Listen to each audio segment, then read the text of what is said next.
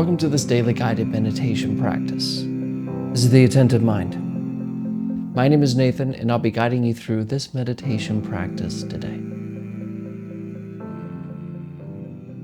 Find yourself a seated position. As always, you want to find a position that is both sturdy and comfortable.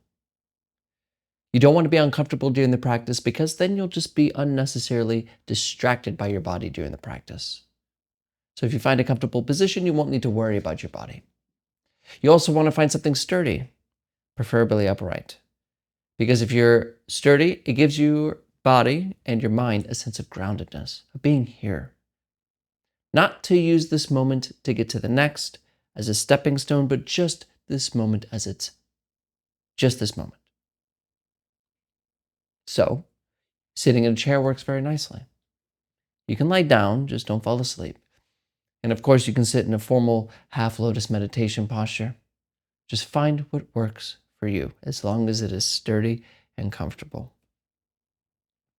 There's also an option to keep your eyes closed or open during this practice. And again, it's up to you. And if you prefer to close your eyes during the practice, go ahead and close your eyes. But if you prefer to keep your eyes open, leave the screen alone and drop your gaze gently down below you. Maybe just looking at the floor or the desk or whatever is just below you. We're not staring or analyzing at a particular spot in the floor, but we're also not zoned out and blurry. We have a gentle gaze in between, looking softly, yet clearly, downwards. You're in a comfortable and sturdy position.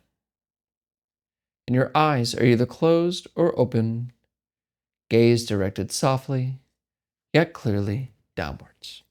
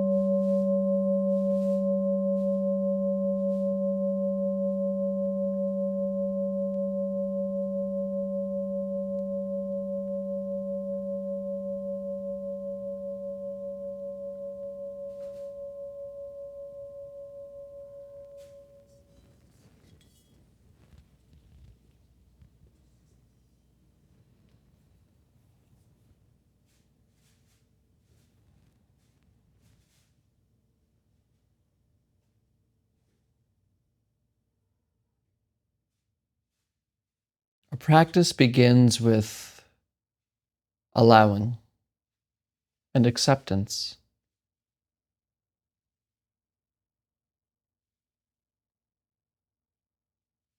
Whatever is arising for you, maybe a sound or pain or whatever it is, see if you can just allow it.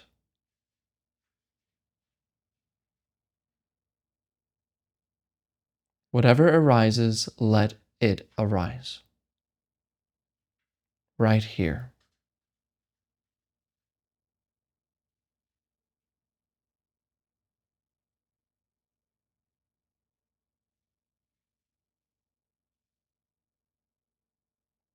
We begin to turn our mind away from running and chasing good and bad, seeking the future and trying to accomplish this or that, and orienting ourselves in the beginning here to just let everything be as it is.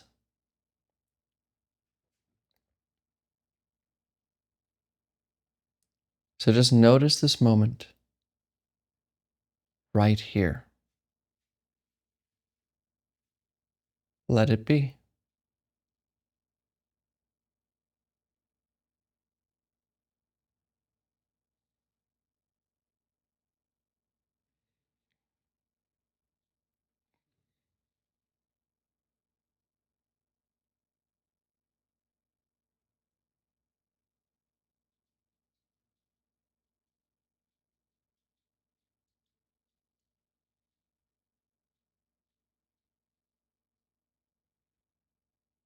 And I might be interrupting you thinking right now. Maybe you were planning or remembering something, wanting something, lost in a fantasy.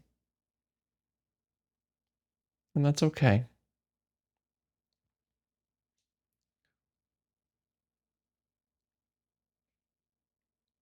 Bring your attention to the breath, wherever you feel it the most. And just notice the gentle rising and falling of breathing.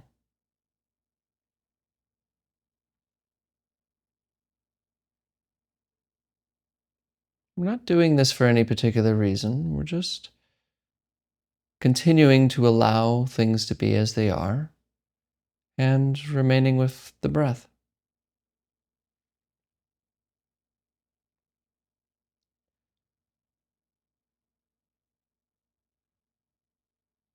Just watching this gentle rhythm wherever you feel it or wherever you notice it, gently rising and falling.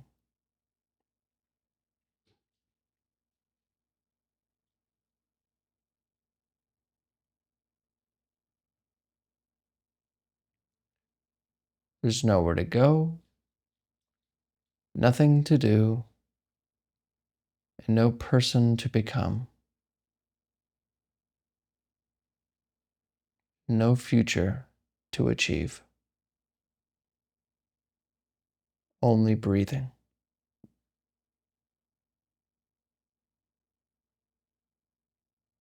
Here and now.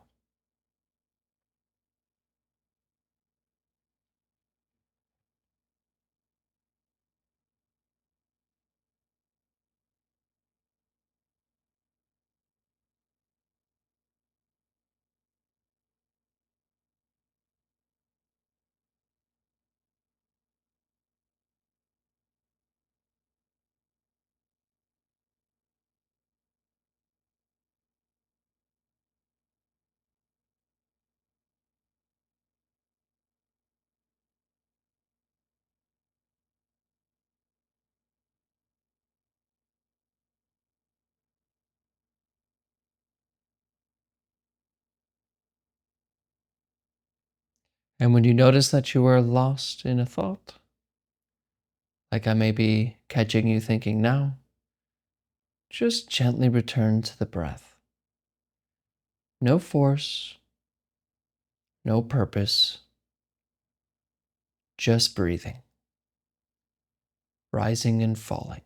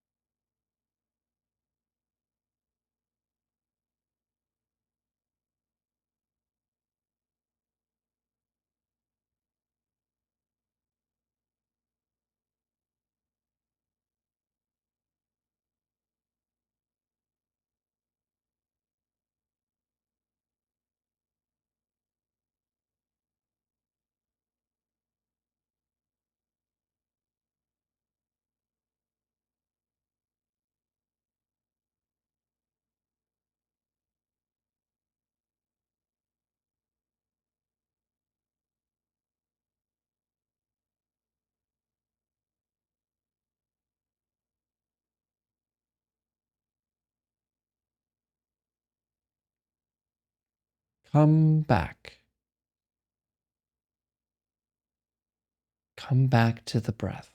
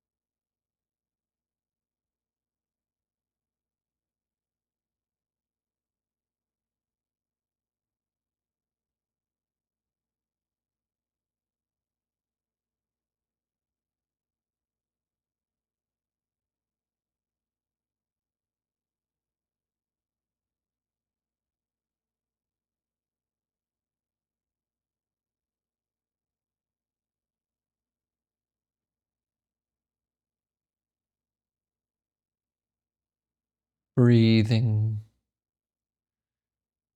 rising and falling. Don't expect your thoughts to be quiet in order to notice the breath.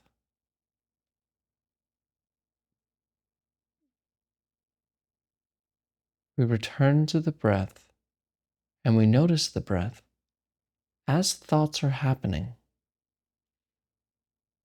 We don't shut them down and we don't push them away. We let them come and go. Remember, we begin this practice with allowing, and we again allow thinking to happen. Just be with the breath for no reason at all, rising and falling.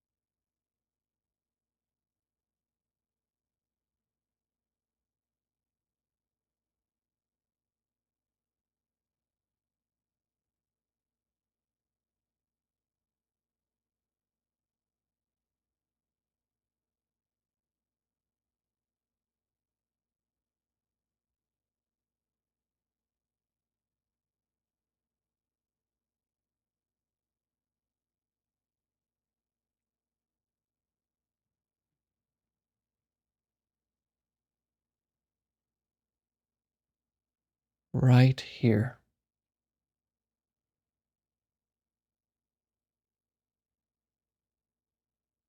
This is it.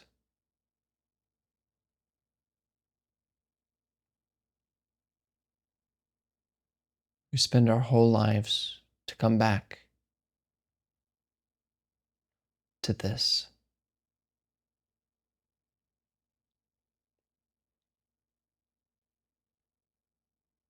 Where are the problems here? Where's the future here? Or the past?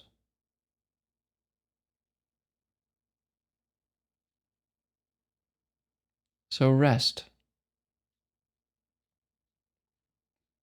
Be here and completely rest.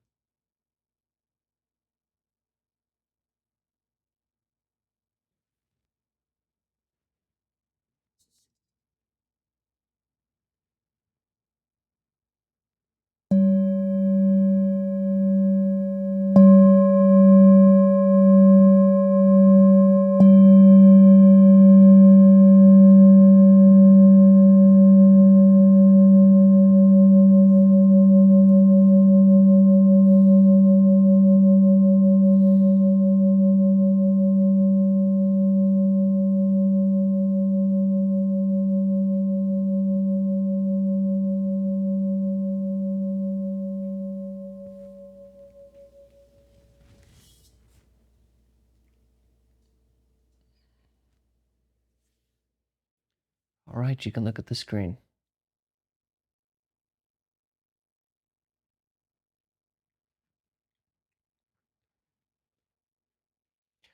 There's a story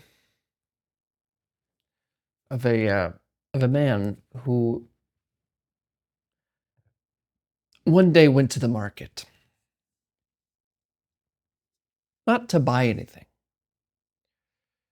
or rather, he did. He went to the market and he found, let's say it's a bag of ghost chili peppers. You ever seen those? They were, I think it's Carolina Reaper now. Doesn't matter. He had about a big bag of peppers and poured them all out into his bowl. And then he goes to a nearby wall, sits there with his bowl, and takes one pepper, starts eating it, throws the stem, eats another one, and then just sits there eating these peppers.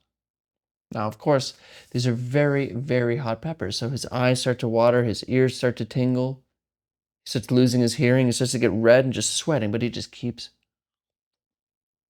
He's in so much pain, unbelievable pain, and each pepper is just increasing this pain, just increasing this pain. And he sits there eating these peppers. And finally, somebody asked him, "Well, what are you doing? That's enough. What are you doing?" And he says, "I'm looking for a sweet one."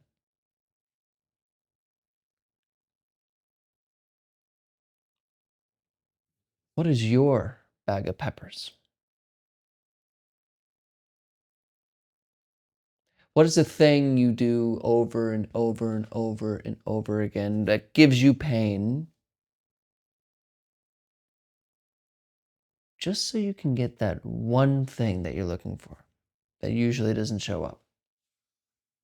We all do this. It's a very common thing. All of us do this. We willingly go through suffering thinking that we're going to get something good out of it. Or there's one memory we're looking for. Oh, it happened that one time, so I'm just going to keep doing this negative thing. It could be an addiction. Just finding that sweet one.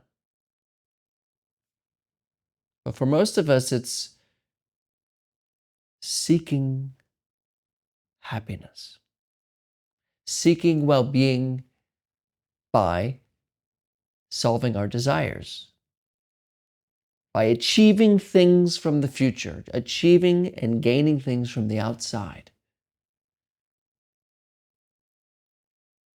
And a lot of us imagine one day we'll have everything to be solved. we'll have everything solved and we don't have to worry ever again. You may not say that explicitly, but subliminally, we think that way. We behave that way. We're just eating those peppers. I'm going to make myself feel good. I'm going to accomplish this desire that can accomplish that desire. I'm going to get a good school. I'm going to get a girlfriend. I'm going to get a wife. And then I'm going to get a house. And after the house, I'm going to get a good job. And after the good job, well, I'm going to have a good job beforehand. But after I get the good job, I'm going to have an even better job. And then I can really retire. Then I can really start enjoying life. What is this? Because we know with each accomplishment, with each thing, the value and the beauty of it lasts a little bit, then it's gone. Now, don't get me wrong, you can change your life. You can definitely make your life better than it is. I'm not saying that. But our search for well-being and happiness cannot be found by seeking things from outside. It can only be realized by seeing, in my opinion, and from my experience, and what we're doing here, it can only be seen by seeing the illusions that we go through. So to make this a little clearer, I think I'm rambling. We feel that gaining something is what's making us happy. Like if I want chocolate cake and I get it, I feel better. I'm like, oh good, I got my chocolate cake. So it makes sense to just kind of do that with everything. You want a good career, okay, well, I'm gonna go there. Or if I want a good girlfriend, I'm gonna figure out what I'm gonna do. There's always this chasing of desire, this chasing of our wants. But we don't notice that desire itself is the pain.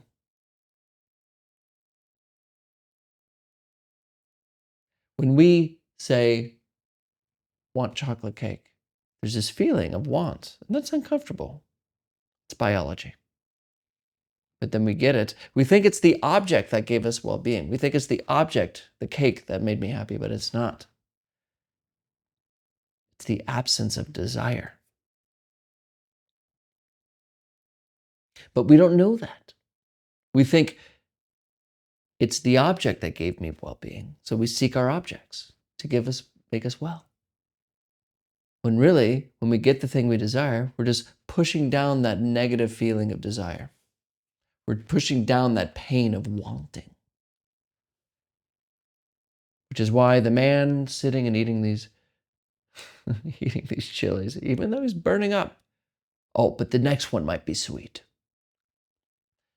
And how often in our lives are we repeating the same behavior just to be happy again, just to find that one sweet time? So this practice is, of course, looking at that, looking at our minds, looking at these patterns of our behavior that tend to show up and produce unwellness, suffering, is what I like to call.